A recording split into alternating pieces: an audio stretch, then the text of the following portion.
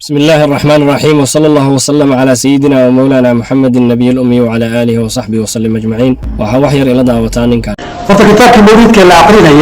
واكن يمكن يقان واحد بقر سرتين نوالين كدح مقاشين دونا السلام عليك يا ماحي الذنوب من يا الله عليه السلام السلام عليك قرطة لما بتقليها حاكر يا ماحي الذنوب كي دنبير الآية تشريو دنبير الآية إلهي سومده ومن يغفر الذنوب إلا الله يا دنب دافن الله حديث قفل بني لأن السنة دنب دافن سو إلهي إنما الله مبشي ما حيث مركع الإسلام كي الله كي دنب دافن قبل إذا كان يسميه البادرية وحدات التيرين بدي آدم تاع ما حد يقدر يقول كوا الشرك مسألة بس السلام عليك يا جابر الكروب كي كربل الفيدة يو إلهي كان أمن يجيب المضطر إذا دعاه ويكشف السوء حماك يا فيدة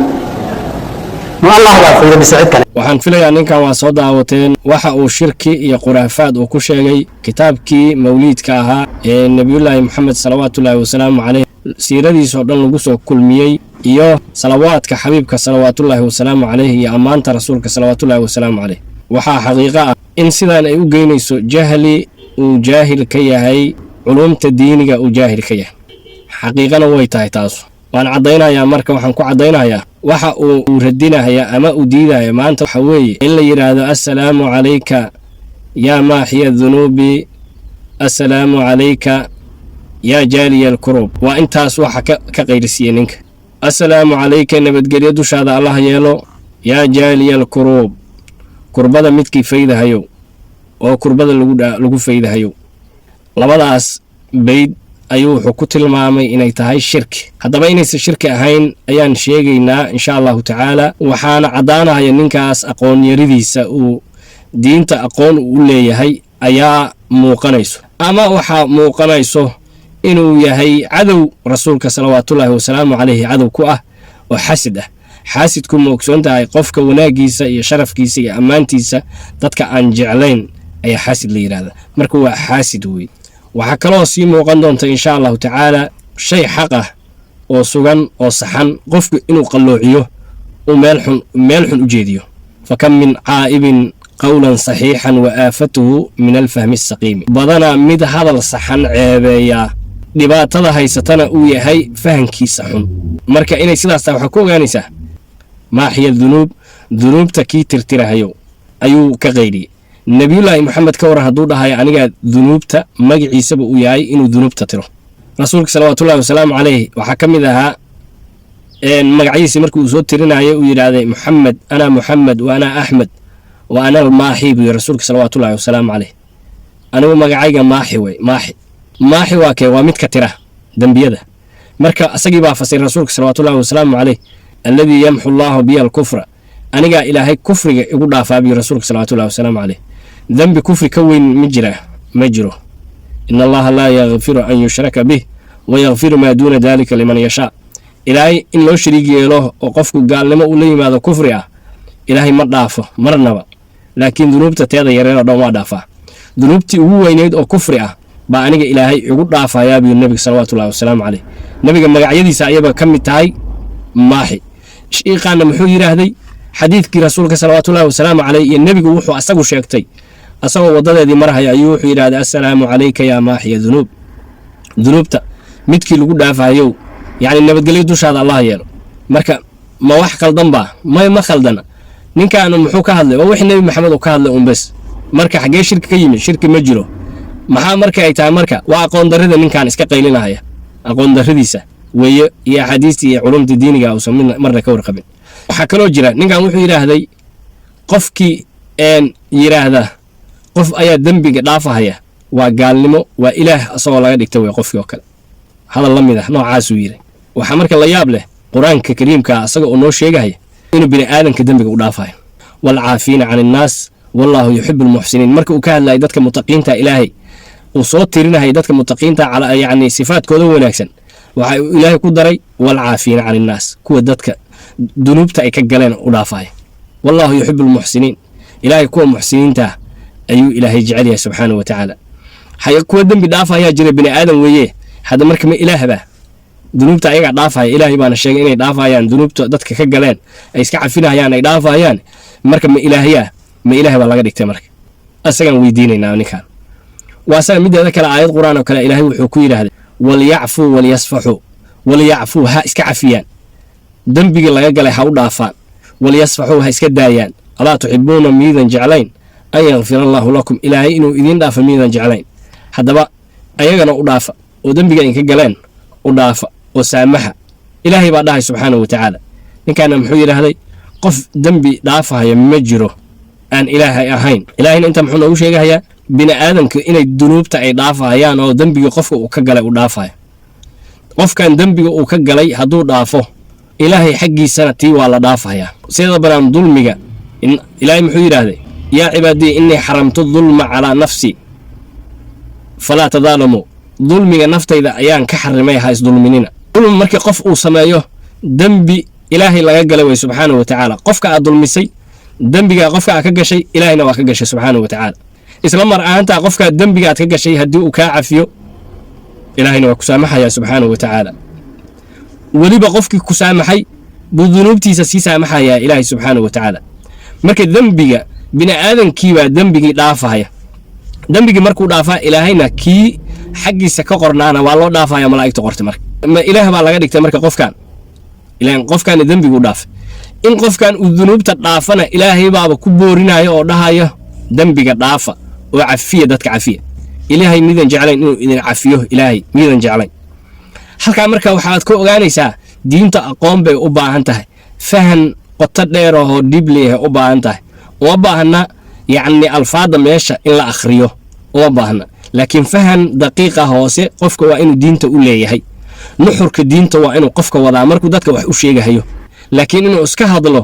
oo dad muslimiina uu ku xadgudbo uu jaaifaysto taasoo asaga gaf u tahay teeri aakhira mid laga cafinayana maahan kana cafin mayno ilaahayna ka cafin maayo subxaanahu wa tacaala sababtoo tahay dulmi oo u bareeray oo maalin walba ula taagan yahay caamadina caqli xumadaas ay qaateen min la cafinayo maahan taas ilaahay subxaanahu wa tacaala baa qur-aanka wuxuu kugu sheegayaa bini aadamku kuna boorinayaa dhinacna uu ku tilmaamayaa sifooyinkooda wanaagsan kuwa dunuubta dhaafaya oo u dhaafaya walaalahood u dhaafaya marka maaxiya dunuub ujeedka looga jeedo waxa weeye waa sabab ayuu nabigu wuxuu u yahay dunuubta dhaafideedu sabab u yahay nabiyullaahi maxamed salawaatullahi wasalaamu caleyh majaas ahaan weeye nabiyullaahi maxamed ee xaqiiqatan cidda wax dhaaftaha waa ilaahay qof hadduu dembi aw kaa galo haddii qofkaas aad u cafisid waxaa sabab u noqday cafinta in ilaahay subxaanahu wa tacaala qofkaas dembigiisi la dhaafo adiga wey sabab baad u noqotay hebel baad cafisay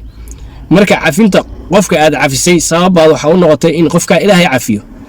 ma aha qofku inuu asaga wax cafin karo hebel waa cafiyay ma aha mid asaga ka soo go'o karta laakiin waa sabab buu qofkaanu u yahay cafinta ilaahay subxaanahu wa tacaala waxaa marka cajiib ah oo ka sii daran oo aad ku ogaan kartaa nabiyullaahi maxamed iska daa in asagii lagu mucaarado dunuubta ayaa sabab u noqdaa in lagu dhaafee nabiyullaahi maxamed salligiisa salawaatullaahi wasalaamu caleyh ayaa kurbadana lagu faydaa haddii aan la kuurayahay dunuubtana lagu dhaafaa kurbada midda dambe oo ka hadlayna kurbadeeda waa usoo qaadan doonnaa ninkii saxaabiga ahaa oo nabiga markii uu aad ugu booriyey dadka inay dikriga ilaahay ay badiyaan ayaa wuxuu yidhi rasuulka ilaahay waxaan rabaa inaan salligaaga badiyo intee ka dhigaa salligaaga ma waxaan ka dhigaa 4 meelood meel waqtigayga mayu rasuulka waa ka dhigi kartaa buu yidhahday laakiin aad ka badisaa ka fiican haddaba wuxuu yidhahday waqtigayga haddii aan qaybiyo kala bar baan ka dhigaya way fiican tahay buu nabiga laakiin aad ka badisaa fiican waqtigay markii la qaybiyo 3 meelood 2 meel ayaan ka dhigayaa way fiican tahay buu nabiga laakiin aad ka badisaa fiican haddaba wuxuu yidhaahday waqtigayga oo dhan salligaaga ayaan ka dhigayaa buu rasuulka salawaatullaahi wasalaamu caleyh ayuu ku yidhahday rasuulku muxuu yidhi idan tukfaa hamuk wa yughfar dambuk haddaba haddii aad sidaas samayso waqtiga salliga aad saas u badisid salligayga aad badisid waa salliga nabiyullaahi maxamed murugta iyo kurbada waa lagaa qaadahayaa buu rasuulka salawaatullaahi wasalaamu caleyh kurbadaadoo dhan waa la qaadahayaa dembigaagana waa la dhaafayaa nebi maxamed salawaatullaahi wasalaamu caleyh dembiga iyo dunuubta waxaaba lagu dhaafahayaa salligiisa nabiyullaahi maxamed salligiisaaba dunuubta lagu dhaafaa nabiyullaahi maxamed salligiisaaba kurbada lagu faydaa marka assalaamu calayka yaa jaaliya alkuruubi hadduu dhaho kurbada midkii faydahayo sabab u noqonahayo wey in kurbada la fayda midkii sababta u noqonahayo wey nabiga salligiisood badisay yaa kurbadiiba lagaaga qaadahayaa nabiyullaahi maxamed salawaatullaahi wasalaamu caleyh dembigana asagaaba lagu dhaafayaa nabiyullaahi maxamed salawaatullaahi wasalaamu آيات القرآن إلهي وحكيرها ولو أنهم إذ ظلموا أنفسهم جاءوك فاستغفروا الله واستغفر لهم الرسول لوجدوا الله توابا رحيما. نبي محمد ومركي أي ذنب سمايان وذنب كرع هدي يكون إمادان وإلهي الذنب داف أي ويديستان رسول كان الذنب داف إلهي ويديو إلهي سبحانه وتعالى وحكوا قانا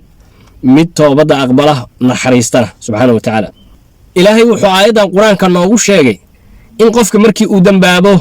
هدو النبي محمد أتاك صلوات الله والسلام عليه وإلهي الدم داف وقفك النبي محمد أكتيس وكوي ديستو نبي محمد الدم داف إلهي ويديو إلهي إنه توبة ديس أقبلها وقفك أسلا أقبلها نبي محمد صلوات الله والسلام عليه زوجتيس مركي النبي محمد حلقي ونولا يا هذا ودنت واسكو مد نبي الله محمد مرنا مرتبة ديسي منص قامن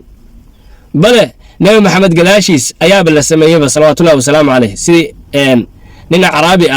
oo tafaasiirta aayadaas quraanka markay ay sheegaan tafaasiirta way ku soo wada qaadaan qisadaas nin Arabiya ayaa yimid rasuulka sallallahu alayhi wasallam qabrigiisu yimid markuu qabriga u yimid rasuulka sallallahu alayhi wasallam ayuu wuxuu yiraahday assalaamu alayka ya rasuulallah rasuulka ilaahay nabadgelyo dushaada allah yeelo nabiga ayuu salaamay sallallahu alayhi wasallam wuxuu yiri sami'tu yaqulu allah ta'ala ilaahay oo dhahaya ayaan maqlay walaw annahum idhalamu anfusahum aayadaas quraanka uu akhriid hadaba waan imid buu yiraahday aniga oo dambi dhaaf dalbahaya oo dunuubtayda in la ii dhaafo dalbahayo anigoo ilaahay kaaga shafeeca dalbahayo inaad ilaahay igu ergeysidna rabo in ilaahay yani iga dhaafo dunuubtayda ayaan imid buu yiri kabacdi wuxuu tiriya ashcaartan yaa khayra man dufinat bilqaa'i acdumuhu fadaaba min diibihi alqaacu walakmu nafsi alfidaa'u liqabrin anta saakinuhu fiihi alcafaafu wa fiihi aljuudu walkaramu abyaadaas ayuu akhri abyaadaas hadda waxaa lagu leeyahay qabriga nabiga dushiisa ayay ku qoran tahay wali ay ku qoran tahay ninka asaga ahaa cutba markaas ag joogay oo meeshaas fadhiyay ninka markuu soo galayay hurda la igu tuuray buu yiri markii aan soo hurdadii malaamka waxaan ku arkay rasuulka sallallahu alayhi wasallam rasuulku markaa wuxuu yiraahday war ninkii Arabiga ahaa orado gaar una sheeg in ilaahay dambigiisa dhaafay marka halkaas waxaan ku ogaanaynaa aayadaha quraanka inay ku qoran tahay aad agtiisa aad ilaahay dambi dhaaf ku weydiisatay laga aqbalayo nabi ilaahay maxamed uu dambi dhaaf ilaahay ku weydiinahay hadaba hadaa isdhihi lahayd nabi maxamed xilligii uu noolaa way hadda oo la joogo nabi ilaahay maxamed waa nool yahay oo ma ahan wax aan jirin ma ahan salliga aad sallinaysid nabi maxamed sallallahu wasallam alayhi waa loo geynaya salaanta nabiga salaamaysid wuu ka radinaya nabi maxamed sallallahu wasallam alayhi يعني الأنبياء أحياء في قبورهم أنبياء قبورتهم أي كنوليهن ما هو إبرة أنبياء ونوليهن وجد كي محوها إن نبي الله محمد وصبب وياي دم بدافك وسبب يهو وعكروا وحضان كاس وهابيا وبوشيي أو كتل مع مشركي السلام عليك يا جالي الكروب كربلا متك فايدة هيو نبي محمد إن قتل مع صلوات الله وسلام عليه أيوه كتل مع كفر إنايت haddaba muxuu soo daliishaday ninka asaga waxa uu soo daliishaday in aayadan kale uu soo qaatay ama yujibu al-mudarra idha da'ahu wa yakshifu as-su' waxay ku soo degtay gaalay ku soo degtay oo aayada muusan dhameystirine wa yaj'alukum khulafa'a al-ardi a ilahun ma'a allahi qalilun ma tadhakkarun aayadan horta waxay ku soo degtay gaalay ku soo degtay gaalo ilaahay yaani ka furtay oo asnaam caabudahaya oo ilaahay u sharigeelahaya ilaahay in badan u sheegay makhluuqa iyo khalqiga ilaahay oo abuuray sida ay kariyihiin iyo anwaacdooda waxaas dhan ba ilaahay soo tusaaleynahay aayada marka halkan wuxuu ku yiraahdaa ama yujibu al-mudarra midka dhiban kee ajiiba ويكشف السوء حمهنا فيدا واكي ويجعلكم هدنا إن كي إلهي خلفاء الأرض أرضك كوجوه خليف كأه نبي الله آدم خلفاء أو جيل بجيلك كلا دون كان خليف كان نقولها هي اللي يعني ساس إذين بدينا هي أو إذين يعني خليفية لها يقولون مركي تقولون كلا إيماني سي الله النوع عاسنا هي إله مع الله ورم إلهي با إله كلا لجلا ومعيسيه أفلا تذكرون ورميذ وانسمين أو أيضا وحقادنين oo idan wax fahmeen oo idan wax maqleen yaa la hadlaya gaala la hadlaya gaala ilaahay u shariig yeeshay baa la hadlahay oo ilaahay samaysatay laata iyo cuzay iyo manaata iyo yeeshay hubal iyo qolooyinkaas oo dhan 360 sano bay lahaayeen oo sano walba maalin ay ku aadin jireen marka waxa uu ilaahay la hadlayo waa qoladaas marka aayadan ma ahan positionki qof muslim oo mu'min oo ilaahay kaligiis muwahhid ah qof muwahhid ah oo ilaahay kali yeelay oo ilaahay cidaan ahayn aan caabudaynin in aayadan loo soo qaata ayadaaba gaf ah dambi weyn ayadaaba ahba oo qiyaamaha aan laga cafinaynin qiyaamaha xataa ka cafin mayno cid ka cafinaysa ma jirto sababtoo tahay daalim ilaahay ka furto dad muslimiina dulminahaya wey oo ku tilmaamaya ilaahay gheyrkiis inay caabudahayaan ilaahay gheyrkiis cid caabudan ma lahan iyaaka nacbudu wa iyaaka nastaciinu adiga baan ilaahayow ku caabudaynaa adiga baan ilaahow kaa gargaar iyo kaalmo dalbaynaa baan mar kastoo aan tukanaynaa ilaahay nirahnaa subxaanahu wa tacaala oo aan tawxiidsanaynaayo ilaahay muwaxidiin baana jahligaagii ayaa wuxuu ku geeyey meel khalada kaa sii riday asaga oo markaa ka cararahaya yaa jaaliyal kurub nabiyullaahi maxamed jaaliyal kurub waayahay haddaan ku leenahay wuxuu sabab u noqonayaa kurbada midka feedahay maalinta banka qiyaamo la taagan yahay oo ambiyadu ay yidhaahdaan mid walbaba aniga iga tag maantoo kale ani la ima imaaday ilaahay caro u carooday weligiis hore uma caroon ma geli kara baabkan hore iga bax iga fogowa markuu nebi walba yidhaahdo oo cid hadli kartaa aysan jirin anaa lahaa buu leeyahay nabiyullaahi maxamed salawaatullahi wasalaam maanta waa maalintaydii wey anaa iskale buu leeyahay nabiyullaahi maxamed kurbada markaas ayuu faydahayaa rasuulka salawaatullahi wasalaamu caleyh kurbada ugu xumayd waa midda aakhiradaaba ugu daranba tan adduunkana waaba faydaaba nabiyullaahi maxamed taa walwal ma leh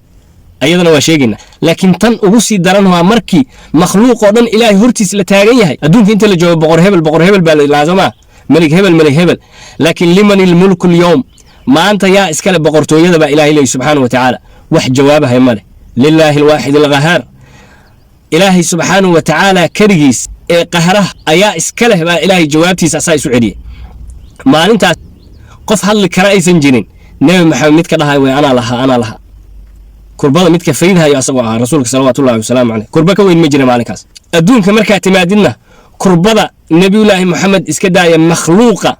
ayaa kurbada dhexdooda iska fayda rasuulka salawaatullaahi wasalaamu caleyh waxa uu yidhaahday man nafasa kurbatan min kurabi dunya fiiriya qofkii kurbooyinka adduunyada fayda oo qof walaalkiis kurba adduunye ka fayda nafasallaahu kurbatan min kurabi yowma alqiyaama kurbooyinka qiyaamaha mid ka mid ah ilaahay ka fiidahay subxaanahu wa tacaala lagu dhiirigelinayaa oo lagu tashjiicinayaa in qof walba qofka kale walaalkiis kurbadiisa uu faydo wey aakhirana nebi maxamed baaba taaganba waa midka kurbada ugu weyn noo faydahay waa asaga rasuulka salawaatullahi wasalaamu caleyh haddii aan rasuulka u soo noqonnana salawaatullahi wasalaamu caleyh waa jaaliyal kurub waayahay nebi maxamed salawaatullahi wasalam kurbada midka fayda waa nebiyullaahi maxamed waaya majaas iyo sabab buu u yahay nebi maxamed sida qofkan kale oo uu leeyahay rasuulka kurbada qofkii adduunka ka fayda walaalkiis ilaahay baa kurbooyinka aakhira ka faydaya kurbada cidda fayda oo xaqiiqatan kurbo u fayda waa ilaahay laakiin majaazan makhluuqa ayaa kurbada fayda marka qofku hadduu isaga kaa qaso oo xaqii iyo baadilkii isku qaso waxba ma garanaysa indha habeenaad baa kugu dhacaya derbiyadaa tataabanaysaa sababtood wax ma aragtid ninkaanu asagaa indha habeen qaba derbiya taabad buu ku jiraa xaqiina ma arko sidaas darteed buu dadkiina indha la'aan dhigahaya war sida banaan shayga waxaa jira kurbada cid fayda oo makhluuqa iyo kurbada xaqiiqa wax u fayda oo khaaliqa marka majaas iyo xaqiiqay kala tahay markii bini aadamka la yidhaahdo waa majaas wey sabab wey kurbadan adduunyada qofka ilaahay ugu faydahaya xaqiiqana waa ilaahay midka kurbada fayda subxaanahu wa tacaala marka midii xaqiiqada ahayd ha la soo aadin majaas qof tiraahday qof nebi maxamed ma ahane ilaahay kurba ma fayda cid tiri ma jiro qofkaas annaga ku dhayna gaal wey laakiin waxaan kaa diidannahay nebi maxamed kurba ma faydo beenaalata nebi maxamed kurba ilaahay baa ku fayda salliga hadda aniga xadiiskii idiin soo sheegaya salliga rasuulka ciddii badisa oo ninkii badinahaya saxaabiga ahaa waa isaga nebi ku yidhi idan tukfaa hamuka kurbadaada la faydahaya murugtaadoo dhan waa la faydahaya maxaa lagu fayday salliga xabiibka rasuulka salawaatullahi wasalaamu caleyh waa salliga uu badiyey wey baa kurbadiisa lagu fayday nebi maxamed salawaatullahi wasalaamu caleyh salligiisa ayaa kurbada lagu fayday dee nebiyullaahi maxamed soo kumaada helin salligu yaa waay cidda aad ku sallinaysa yaa waay oo kurbadaada lagu faydahay soo nebi maxamed maaha hadda hadduu nebi maxamed kurbadaadii lagu fayday jaaliyal kuruub soo maaha nebi maxamed salawaatullahi wasalaamu caleyh kurbada midka fayda soo asaga maaha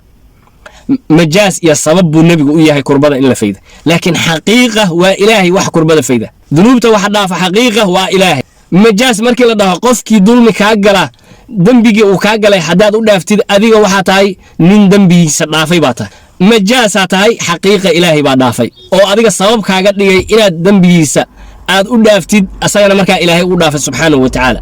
marka diinta in dadka laga qasa ma aha diinta in dadka laga fasahaadiya ma ahan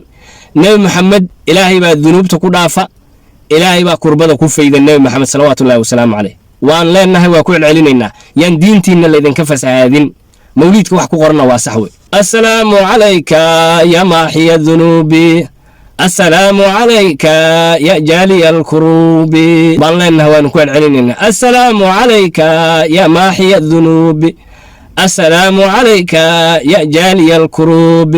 نبي محمد وياهي رسولك صلوات الله وسلام عليه يا لغا وسواسين وكون علينا وانا اخريننا وانا لنا ان شاء الله تعالى qaybta waa qaybta koowaad qaybo badan oo aan kaga jawaabi doono ayaa jira ninkan tashwiishkii ummadda uu ku dhex furay shaygii xaq ahaa oo baadilka uu rabay inuu ku dhex tuuro waa ka sifaynayna insha Allah ta'ala. Assalamu alaykum wa rahmatullahi wa barakatuh.